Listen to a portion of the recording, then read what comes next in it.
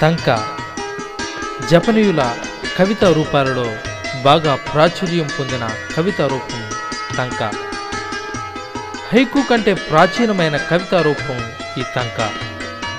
7వ శతాబ్దంలో జపాన్లో తంకా కవితా ప్రక్రియగా ఆవిర్భవించింది. ఇండియన్ హైకు క్లబ్ వ్యవస్థాపక అధ్యక్షులు డాక్టర్ తలతోటి పృథ్వీరాజ్ తెలుగు సాహిత్యాభిమానులకు 2003లో పృథ్వీ తంకాలు పేరుతో మొట్టమొదటి తంకాల సంపుటిని అందించారు. ప్రేమికుల మధ్య రహస్య సందేశాలను కవితా వస్తువులుగా తీసుకొని మొదట్లో తంకాలు రాసేవారు. వస్తు విషయంలో అనేక మార్పులు చోటు చేసుకొని నేడు అనేకమైన విషయాలను కవితా వస్తువులుగా తీసుకొని రాస్తున్నారు. జపనీయుల తంకాకు దగ్గరగా ఉండదలుచుకున్న వారు మానవ ప్రకృతి స్వభావంతో సమన్వయం కలిగి ఉండేలా తంకా రాయాల్సి ఉంటుంది. హైకు 3 పాదాలలో 1-3 పాదాలు 5 అక్షరాలతో, 2వ పాదం 7 అక్షరాలతో, వెరసి 17 అక్షరాలతో రాయాల్సి ఉంటే తంకా హైకుకి కొనసాగింపుగా అంటే 5 పాదాలతో 1-3 పాదాలు 5 అక్షరాలతో, 2, 4, 5 పాదాలు 7 అక్షరాలతో, వెరసి 31 అక్షరాలతో రాయబడుతుంది. నిడివిలో హైకు కంటే తంకాలో 2 పాదాలు ఎక్కువ ఉంటాయి కనుక హైకులో వ్యక్తీకరించలేని భావాలను తంకాలో పలికించవచ్చు. తంకాలోని 3వ పాదం మొదటి 2 పాదాలకు చివరి 2 పాదాలకు వారధిగా ఉంటుంది. తంకాలోని చివరి 2 పాదాలని బాగా రక్తి కట్టించవచ్చు. హైకు, సెన్రియు కవితా రూపాల కంటే తంకా వ్యక్తిగతంగాను భావోద్వేగ పూరితంగాను కూడా ఉండవచ్చు. తంకా కవితా నిర్మాణం. తంకా ప్రారంభమైన దినాలలో చివరి 3 పాదాలు 5, 7, 7తో తంకాను ముగించే సాంప్రదాయం ఉన్నా క్రమేణా అప్పుడప్పుడు చివరి 2 పాదాలను 7, 7తో ముగించేవాడు కూడా ఉన్నారు.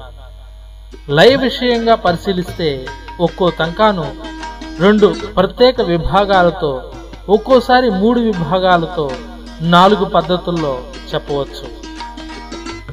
మొదటి కవితా నిర్మాణ పద్ధతి. కొంతకాలం తంకాలో 2వ పాదం తరువాత విరుపు పాటించేవాళ్ళు. అంటే 1, 2 పాదాలు 5, 7 సిలబల్స్ 1 యూనిట్గా, ఆ తర్వాత మిగిలిన 3, 4, 5 పాదాలను 5, 7, 7 సిలబల్స్ మరొక యూనిట్గా రాసే పద్ధతిని మొదటి పద్ధతిగా చెప్పుకోవచ్చు. ఉదాహరణకు గజ దొంగలు, సర్వం దోచుకెళ్లారు మొదటి యూనిట్, పదిలంగానే నా మది అల్మరాలో బాల్యం జ్ఞాపకాలన్నీ 2వ యూనిట్. 2వ కవితా నిర్మాణ పద్ధతి.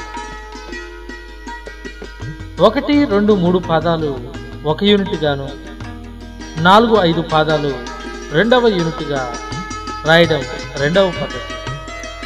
ఉదాహరణకి జన్మ జన్మలు పూల సహవాసంతో సీతాకోకలు అనేది మొదటి యూనిట్గా, రంగుల స్వప్నాలతో నీదైన నా జీవితం అనేది 2వ యూనిట్గా రాసేటువంటి 2వ కవితా నిర్మాణ పద్ధతి.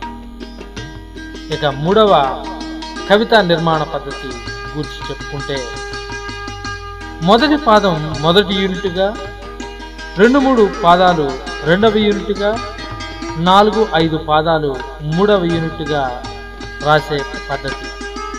ఉదాహరణకి అనాథ ప్రేతం ఇది మొదటి యూనిట్, మనిషితనం అడ్రస్ మున్సిపాలిటీ ఇది 2వ యూనిట్, ఈ మహానగరములో మన జనారణ్యంలో అనేది 3వ యూనిట్గా. ఇలా 3వ కవితా నిర్మాణ పద్ధతి గురించి చెప్పుకోవచ్చు.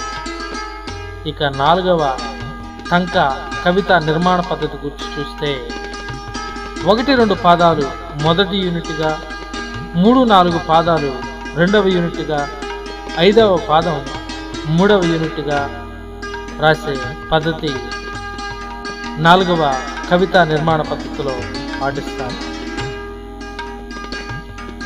రాబంద్ ఒకటి ఏకాంత ప్రదేశంలో అనేది మొదటి యూనిట్గా, ఓ ఏకాకిగా శిథిల కుడ్యం పైన అనేది రెండవ యూనిట్గా, అంత మన చింతన అనేది 3వ యూనిట్గా, ఇలా 4వ కవిత నిర్మాణ పద్ధతిని మనం టంకాలో గమనించవచ్చు.